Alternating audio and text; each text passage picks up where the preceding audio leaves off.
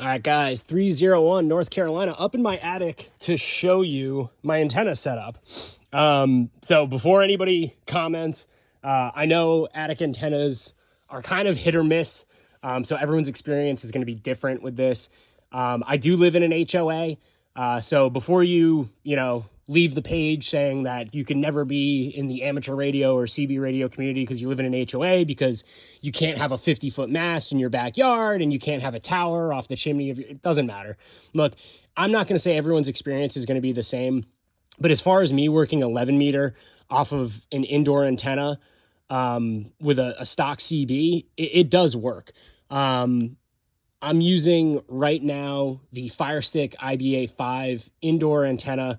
We're about, right now where we are, we're about 850 feet above sea level just outside of Charlotte, North Carolina. So I do have a little bit of elevation in my favor in comparison to surrounding me. I'm probably 200 to 300 feet above average for the Charlotte area. So I'm a little bit higher.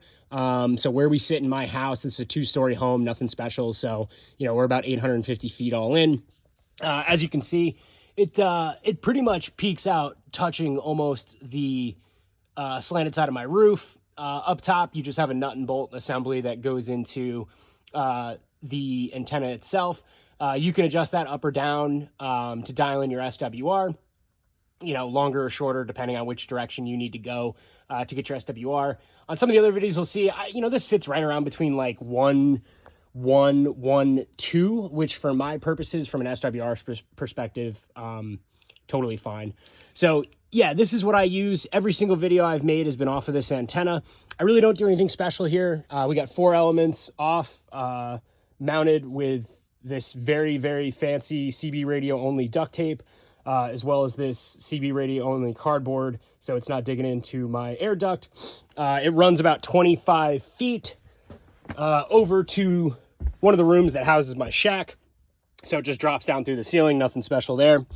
And yeah, I just kind of like to point out that, the indoor radio setups don't get a lot of credit. And I think if you spend the time and really find something that works for you, if you have something like this where you're primarily dealing with like wooden roof and rafters, you don't have a lot of metal surrounding it other than these gusset plates to really throw off the SWR, they're really good.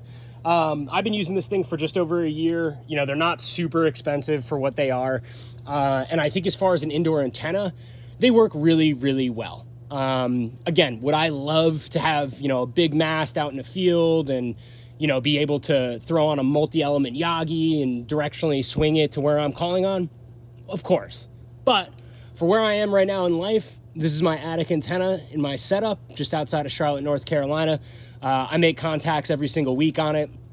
This antenna is rated up to 200 watts output on its peak. I never run it that high, but for people who are running amplifiers or using modded units, you can absolutely use this. It's not like a basic trucker antenna that can only, take 10 to 20 watts even on sideband. This can swing up to 200 up on sideband as well. So really good setup. I like it. For those of you who are stuck in an HOA like me, if you have attic or a crawl space that you have enough reach to get this in here, I think it's actually a great purchase.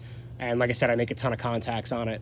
And if you're a flashlight buff looking for a new everyday carry, this is a Phoenix LD22, which, as you can see, it's probably one of my favorite flashlights. So if you guys want a new flashlight, there's a quick flashlight review for the Phoenix LD22.